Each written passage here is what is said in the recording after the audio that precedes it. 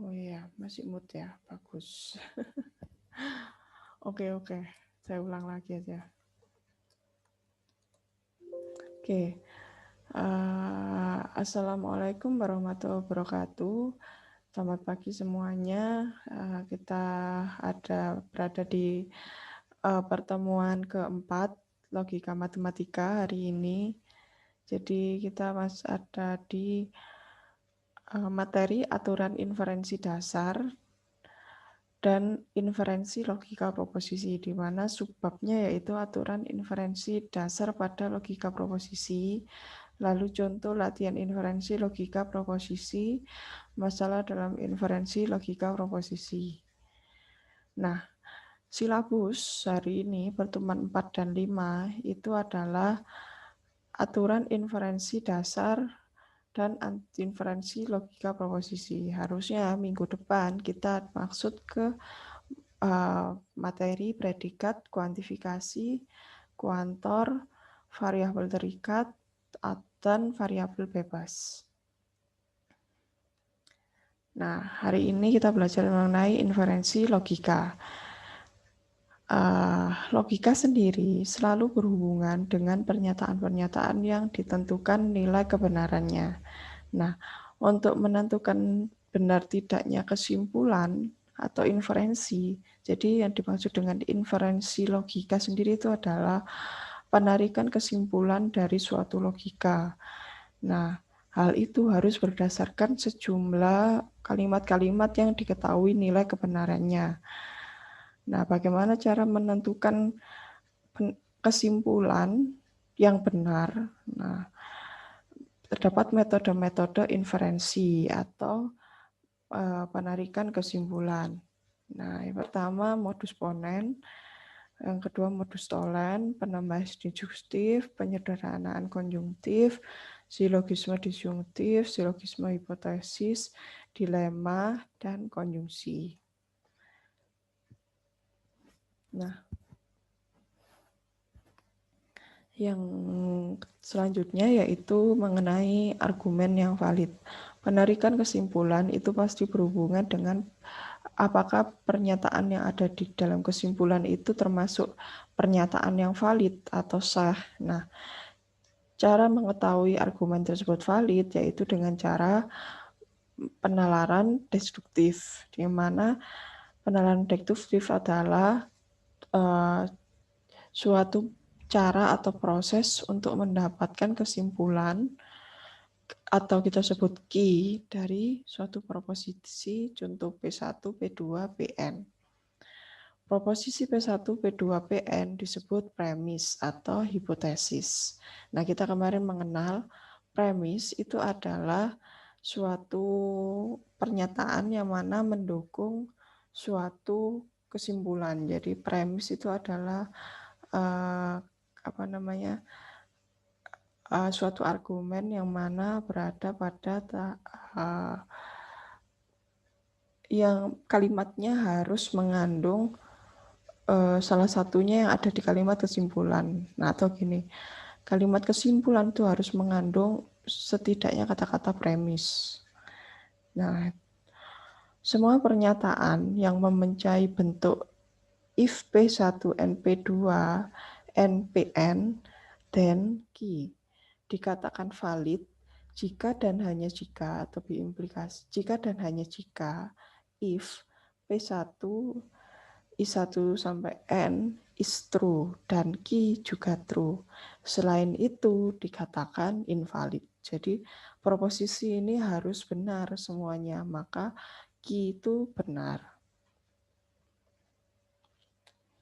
Nah, ini notasi, yaitu sebuah argumen adalah deretan dari proposisi yang ditulis sebagai berikut.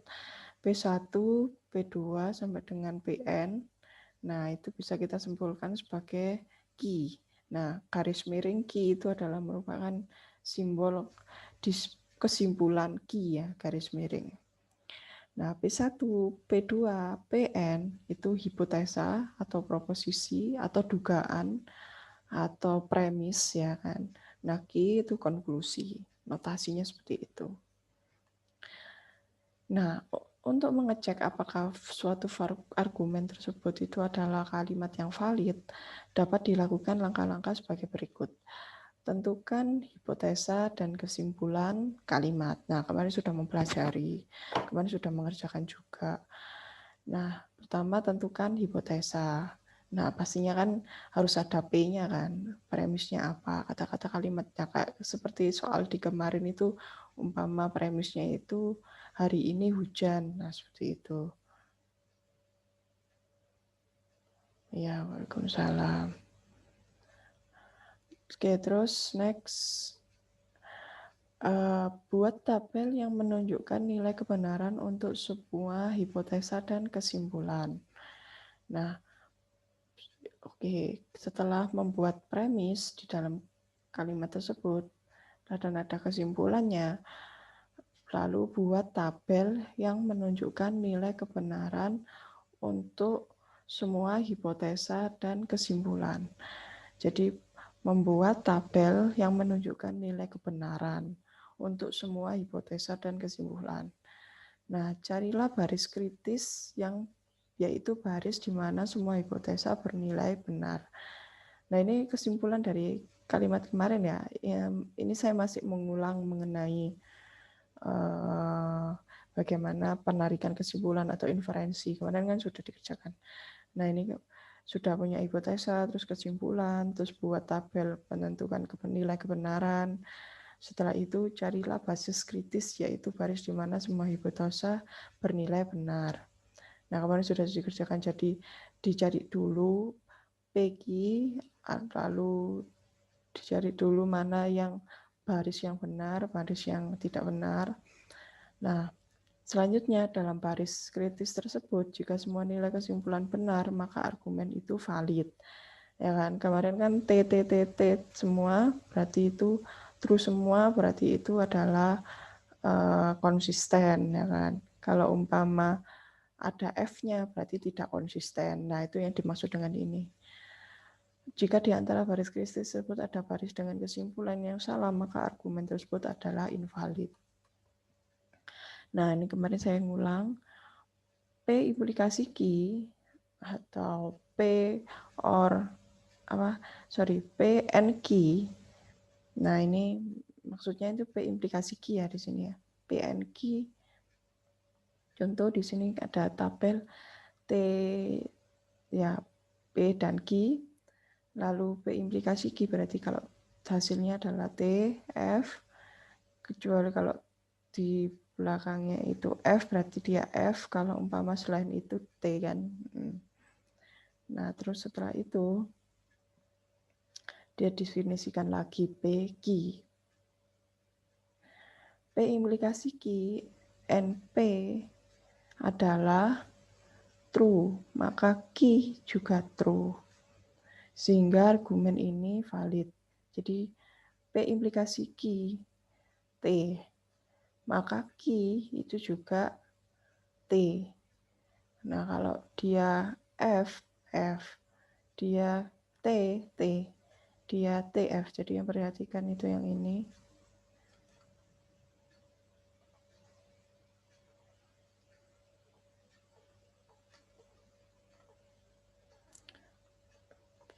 Jadi ketika dia menghasilkan T, Q-nya harus sama.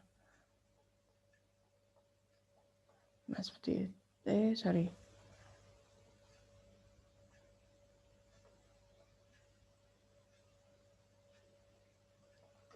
Bukan Bun.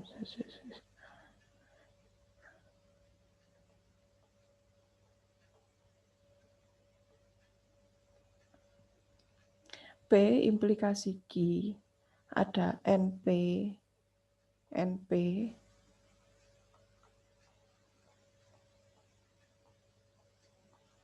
adalah true.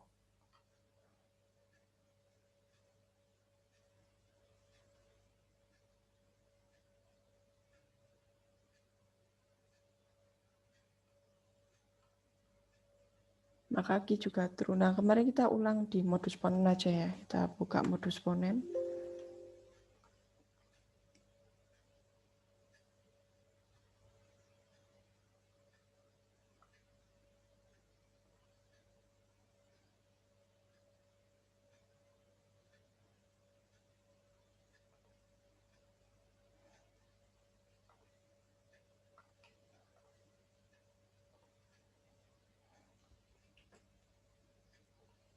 Nah, ini modus ponens kan ya. Kalau P implikasi Q, premisnya P, konklusinya Q. Nah, seperti soal ini, apabila diketahui jika P maka Q benar, dan P benar disimpulkan Q benar. Nah, ini contoh jika saya belajar maka saya lulus ujian. Saya belajar maka saya lulus ujian. Nah, kita implikasikan ke yang tadi. Nah, ini true, maka ini F, ini T, T ya.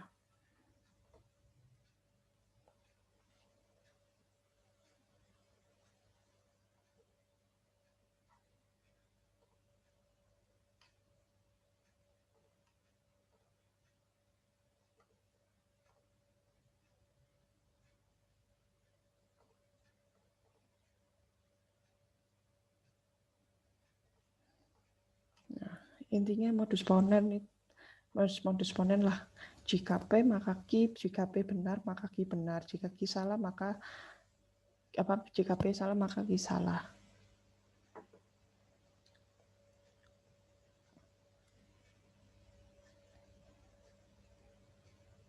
Nah, ini contoh. Jika dikit terakhir suatu bilangan adalah 0, maka bilangan tersebut habis dibagi 10. Dikit terakhir suatu bilangan adalah 0. Bilangan tersebut habis dibagi 10. Jika P maka Q. Nah, modus tolen. P implikasi Q, negasi Q, konklusinya adalah negasi P. Jika Zeus seorang manusia, maka ia dapat mati. Nah, Zeus tidak dapat mati. Zeus bukan seorang manusia. Nah, itu adalah negasinya.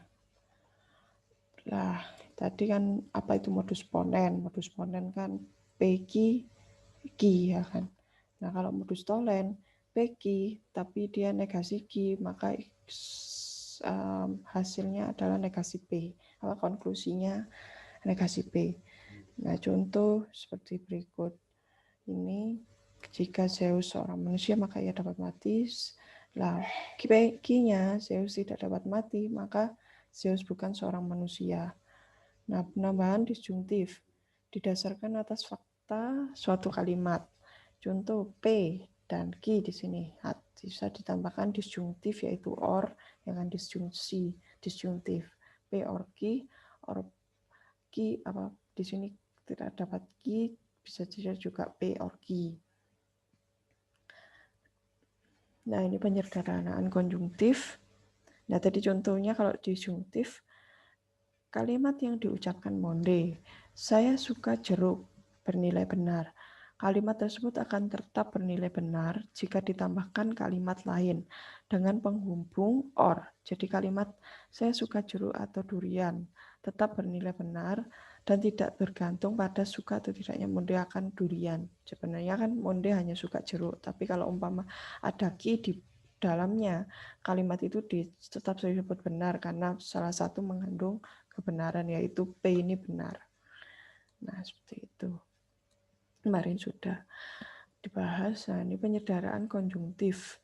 Contoh, Lina menguasai bahasa Basic and Pascal. Nah, salah satunya harus ada benar, jadi Lina menguasai bahasa Basic. Jadi kebalikannya tadi kan yang di bawah yang konklusinya yang merupakan terdapat logika di dalamnya. Nah, sekarang yang premisnya yang terdapat logika itu penyederhanaan konjungtif. Nah, silogisme disjungtif. Contoh, apabila kita dihadapkan pada satu di antara dua pilihan A atau B, jika kita tidak memilih A, maka pilihan yang mungkin adalah B. Contoh P or Q, umpama kita tidak memilih P atau negasi P, maka hasilnya adalah Q. Contoh, kunci kamarku ada di sakuku atau tertinggal di rumah. Kunci kamarku tidak ada di sakuku. Kesimpulannya kunci kamarku tertinggal di rumah. Nah, kalau satunya silogisme hipotesis. Bedanya di sini adalah salah satu harus pilihan. Kalau silogisme hipotesis itu adalah prinsipnya sifat transitif pada implikasi. Jika P or implikasi Q dan Q implikasi R, maka salah satunya dihapus ada variabel sama, jadi kita bisa mengambil kesimpulan P implikasi R.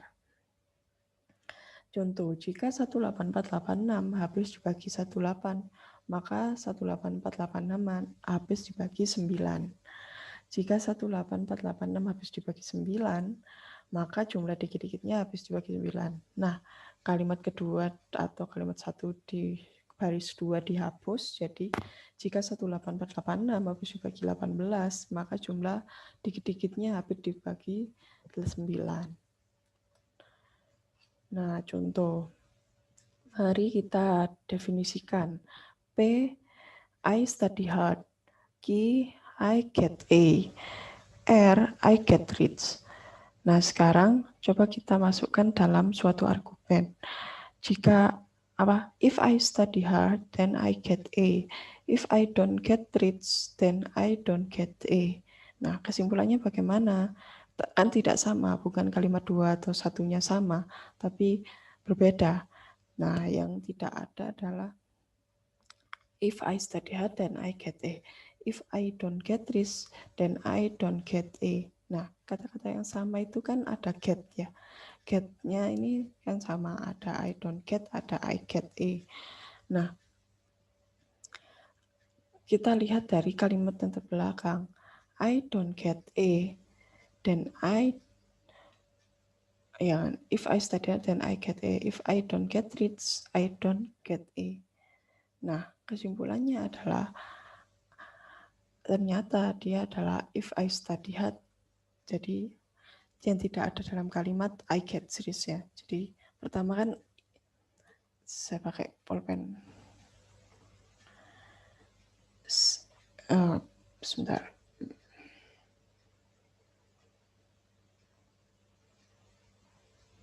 Pertama ada kata-kata study hard. Lalu ada get A. Berarti kan P implikasi Q. Lalu I don't get rich. Berarti negasi R. Implikasi dan I don't get A. Berarti negasi Q. Nah, kesimpulannya apa?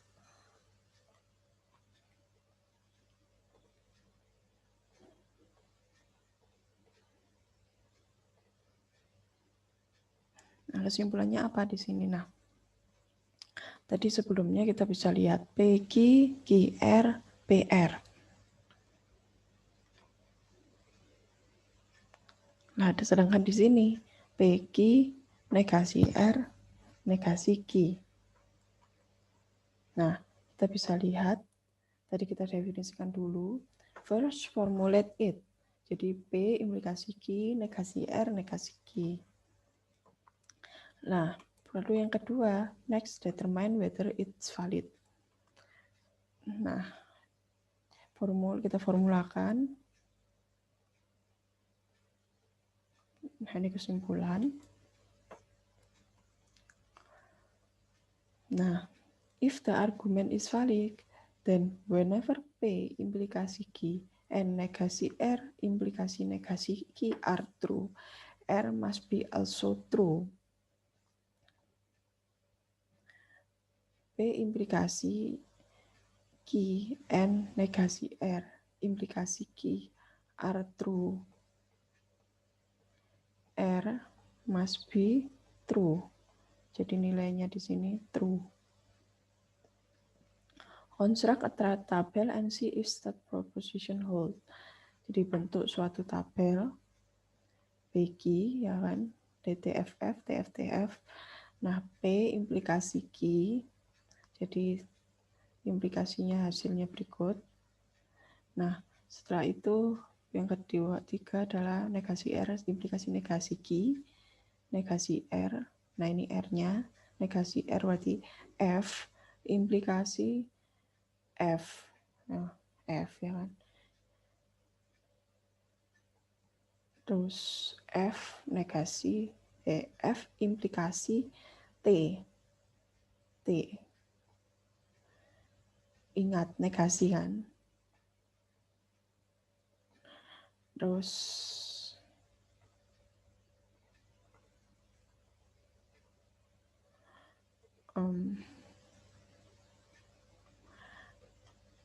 F di sini berarti negasi FT berarti ya. T implikasi F. Lalu T implikasi T. Nah, kita lihat bahwa kedua hipotesa adalah true. The consequence is false. Nah, hipotesasnya true, tapi kesimpulannya adalah false.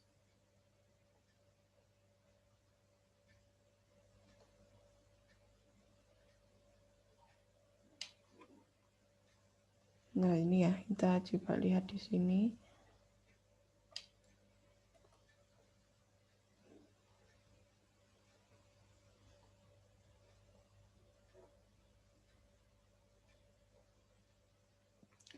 Ini harusnya kan kalau valid itu true, tapi di sini adalah false. Jadi dikatakan argumen tersebut itu invalid dikarenakan not that in hypothesis is true, but in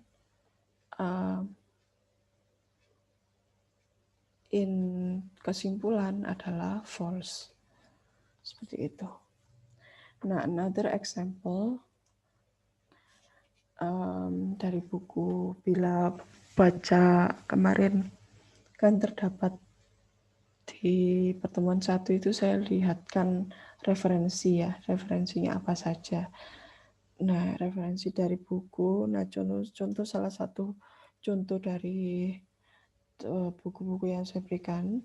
Nah, contoh, mari definisikan P sama dengan 2 sama dengan 3. Maksudnya P itu 2 sama dengan 3. Key, I at my head.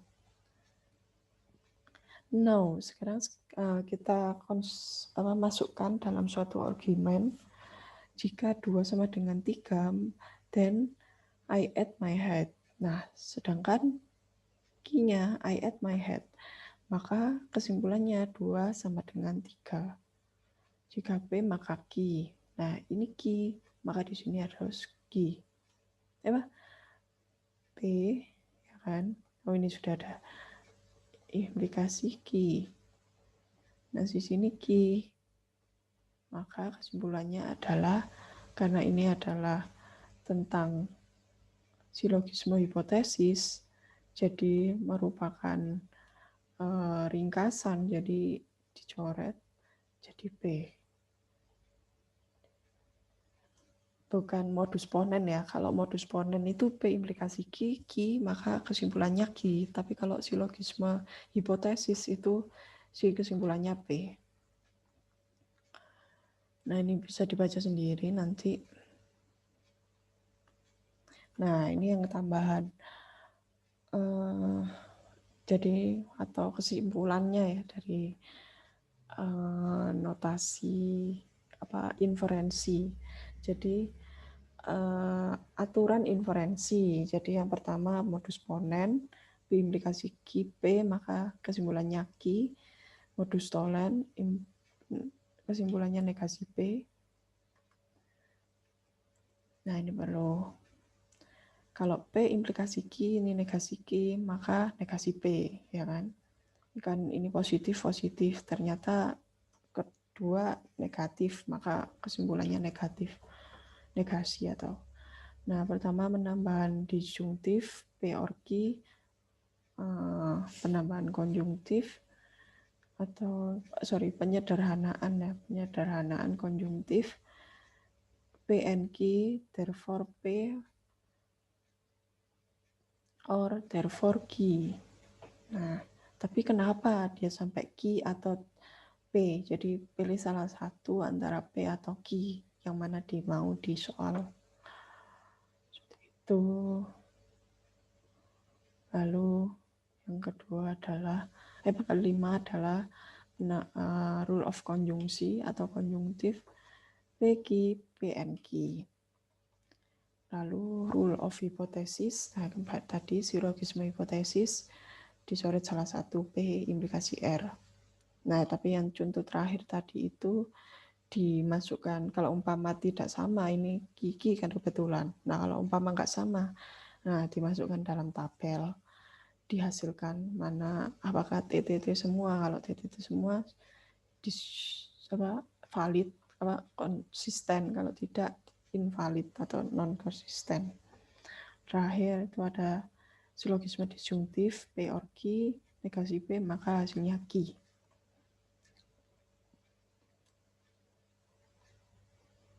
Nah, ini beberapa contoh. Kacamataku ada di meja dapur.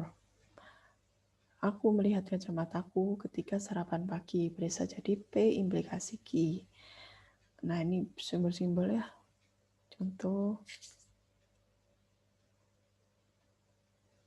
Nah, kita masuk ke materi baru, yaitu predikat, kuantifikasi, dan kuantor, variabel terikat, variabel bebas. Jadi maksud saya dalam memantapkan materi kemarin, dan ada tambahan sebagai contoh-contoh soal, mungkin biar lebih masuk materinya, ya harusnya bisa masuk. Nah, hari ini kita belajar predikat dan quantifier. Nah, predikat dan quantifier. Nah, ini ke atas.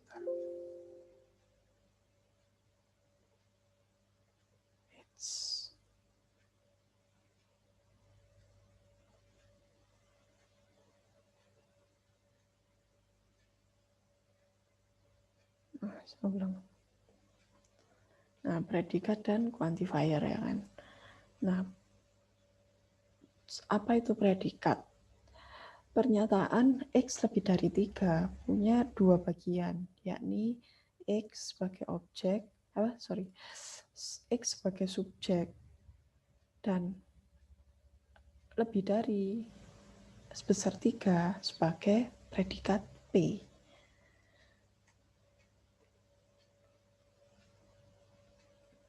Jadi di sini X itu adalah subjek, sedangkan lebih besar 3 itu adalah predikat. Fungsi proposisi, atau kalau umpama di bahasa Indonesia kan subjek, predikat, objek. Nah, itu kan bahasa Indonesia. Nah, tapi kalau di logika matematika, predikat yang dimaksudkan predikat atau P itu adalah fungsi proposisi. Nah, mengingat lagi proposisi itu kan pernyataan ya kan, pernyataan valid. Nah, kalau fungsi proposisi berarti fungsi pernyataan tersebut. Nah, oke, perlu tahu pengertiannya dulu aja. Oke. Kita bisa next. Kita dapat simbolkan pernyataan X lebih dari 3 dengan Px atau fungsi Px. Fungsi P lah. X itu kan menambahkan fungsi kan. P itu adalah nama fungsinya. Fungsi P. Kita dapat simbolkan X lebih dari 3 dengan fungsi P. Sehingga kita dapat mengevaluasi nilai kebenaran dari P4 dan P1. Contoh. Px atau fungsi P benar untuk semua nilai X dalam domain pembicaraan. Nah, hal itu kita bisa simpulkan sebagai, nah ini adalah simbol for all. For all X is fungsi X. Jadi maksudnya adalah ketika ada simbol for all X, Px itu adalah Px benar untuk semua nilai X dalam domain pembicaraan. Jadi for all X, Px. Nah, ya yang perlu diketahui aja. Intinya ya apa sih, predikat itu adalah suatu isi dari suatu subjek. Jadi contoh X itu lebih dari 3 berarti X itu subjek, lebih dari 3 predikat. Nah, umpama terdapat simbol nantinya di mana for all X Px itu berarti adalah semua nilai X dalam Px itu benar. Nah, contoh predikat pertama, fungsi X sama dengan X min 3 lebih dari 5. Apa nilai kebenaran dari umpama fungsi P2? Maka di sini adalah false.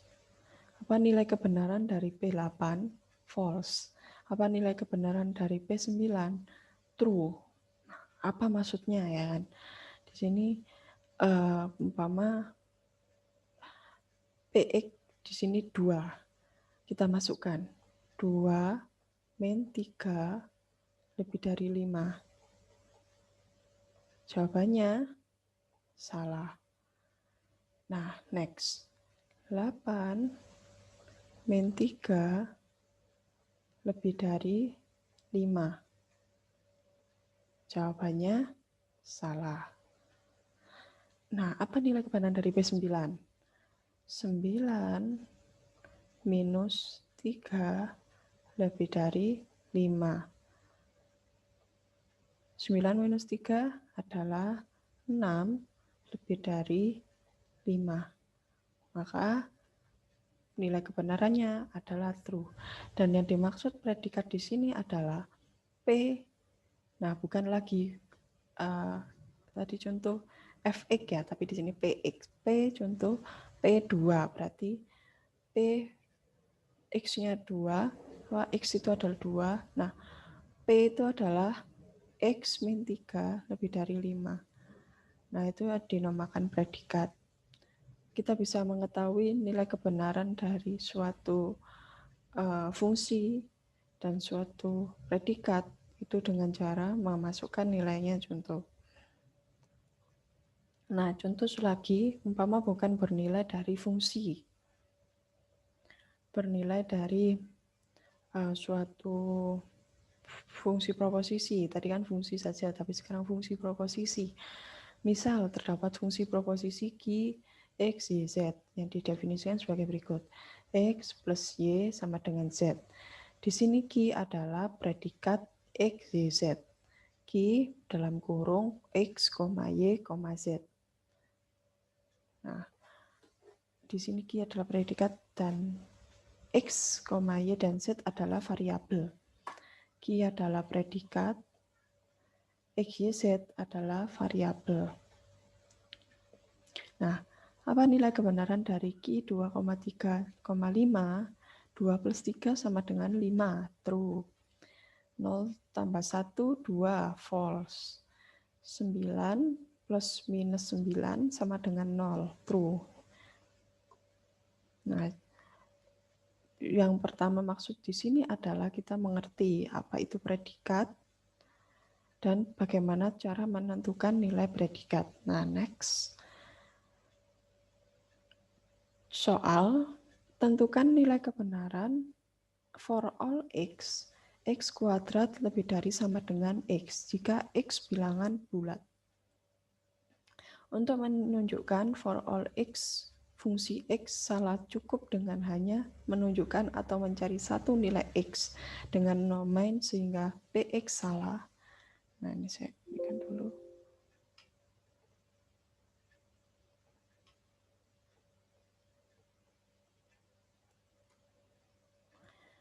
Nilai X tersebut selanjutnya dikatakan counter example dari, nah, maksudnya gini, contoh ada soal, tentukan nilai kebenaran, ada fungsi for all x, x kuadrat lebih dari x, jika x bilangan bulat 0, 1, 2, 3.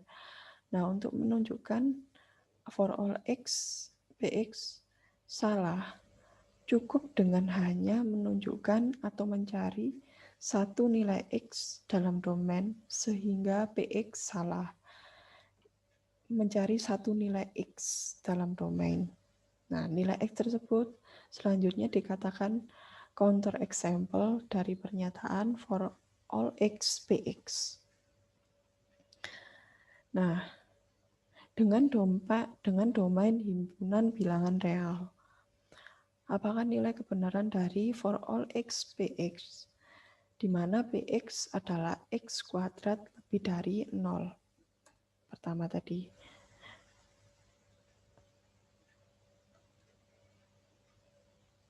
Nah, contoh, for all x px benar karena untuk setiap bilangan real x kalau dikuadratkan akan bernilai positif atau 0.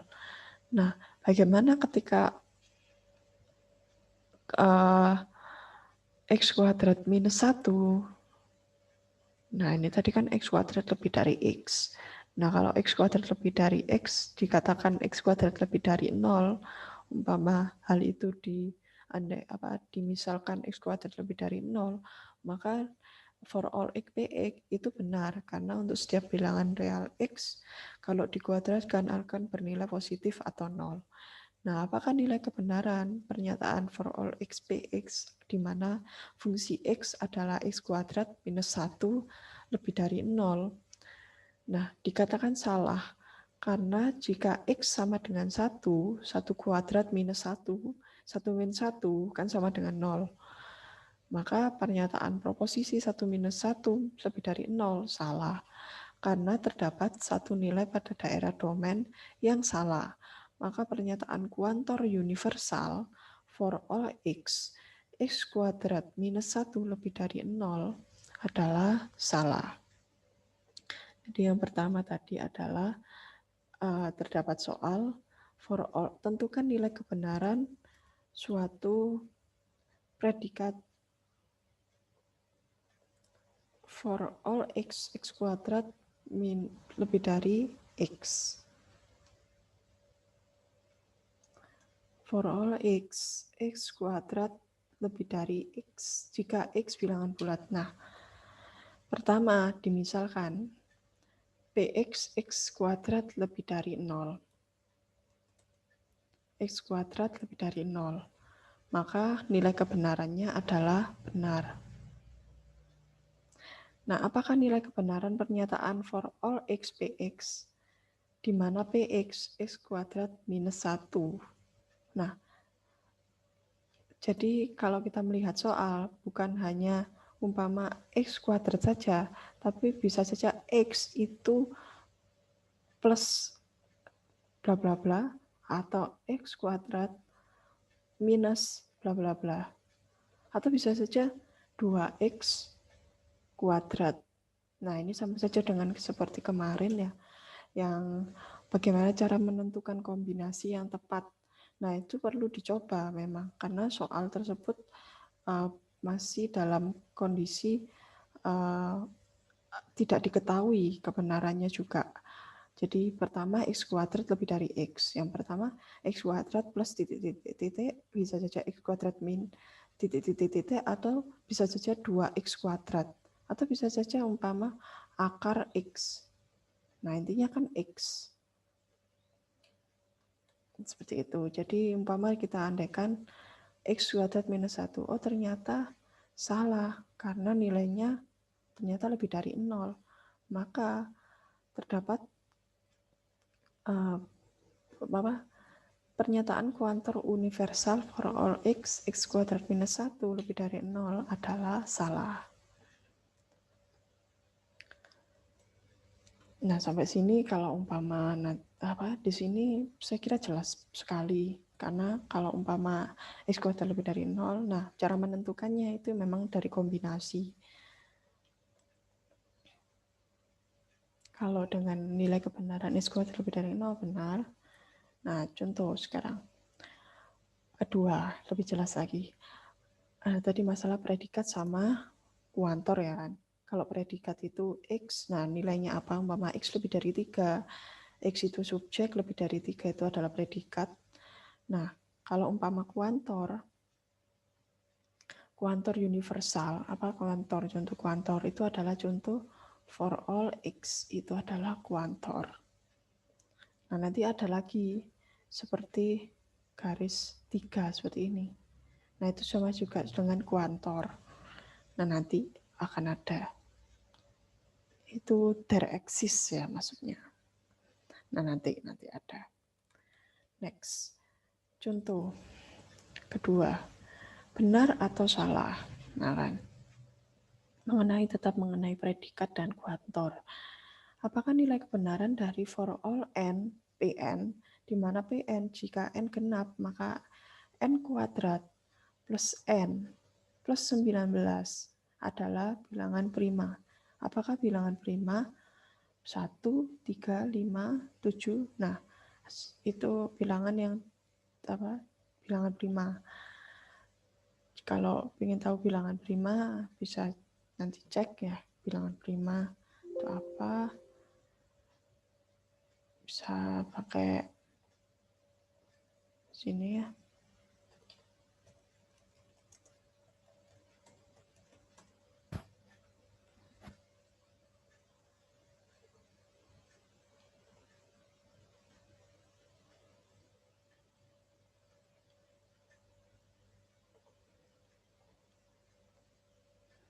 Jadi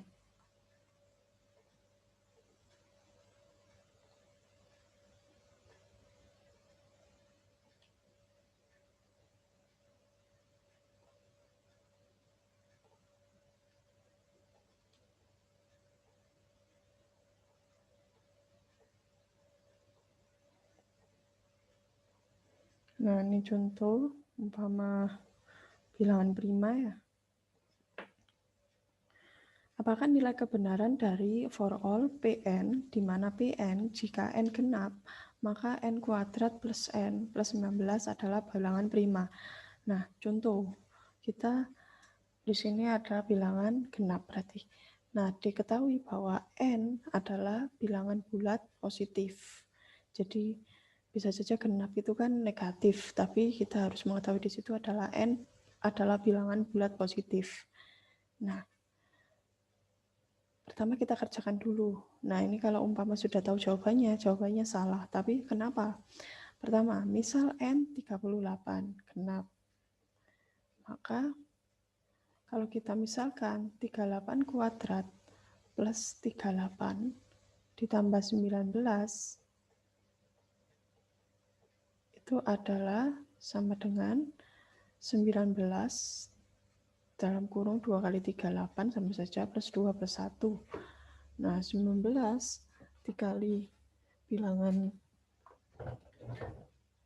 19 dikali 79 bukan bilangan prima. Kalau mau kita cek 19 dikali 79 itu adalah di berapa?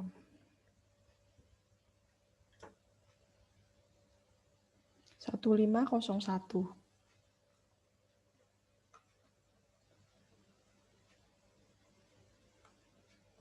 Nah, ini bukan bilangan prima. Jadi jawabannya adalah salah. Nah, ini tadi kenapa kita bahas soal ini, kita mengerti apa itu predikat, apa itu kuantor.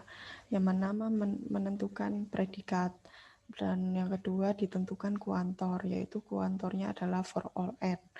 Lalu ditentukan apa nilai kebenaran dari suatu predikat tersebut. Predikat tersebut salah atau benar. Nah, contoh di sini benar atau salah predikat berikut. For all n, Pn, di mana Pn itu genap, maka n kuadrat plus n plus 19 adalah bilangan prima. Predikatnya adalah nilai Pn berikut, yaitu n kuadrat plus n plus 19. Maka jawabannya, inti soalnya adalah menentukan benar atau salah. Jawabnya salah, seperti itu. Nah, setelah selanjutnya?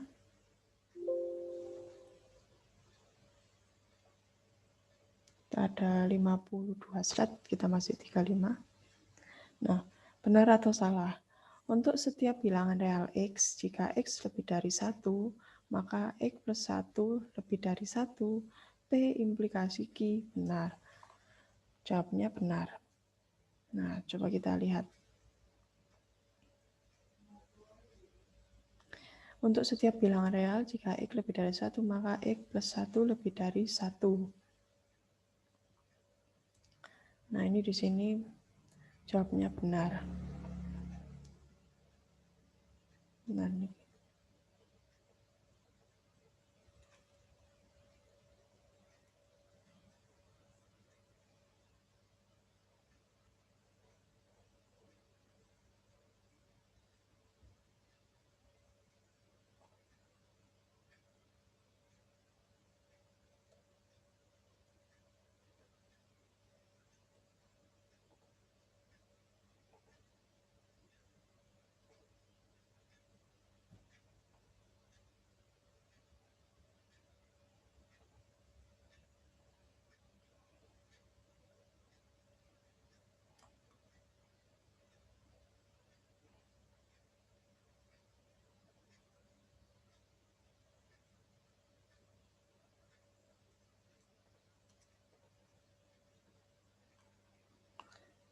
Contoh X plus 1 lebih dari 1 jika X lebih dari 1. Nah, X adalah bilangan real, P implikasi Q. Harus dibuktikan bahwa jika X lebih dari 1, maka X plus 1 lebih dari 1. Berarti contoh X lebih dari 1. Nah, untuk setiap bilangan real X. Ingat tabel kebenaran untuk implikasi. Nah, P implikasi Q tabel kebenarannya apa? Nah, kalau implikasi kan ingat kembali, kalau ada salah di belakangnya itu berarti true, selain itu T, F, T, T. Jadi, umpama ini true, true, ini false, false, ini true, false, ini, sorry, ya benar, false, true, nah, ya, gini. Ini TFTE, ingat tabel kebenaran untuk implikasi, jika X lebih dari 1, maka X plus 1 lebih dari 1 akan bernilai benar. Maka ini maksudnya adalah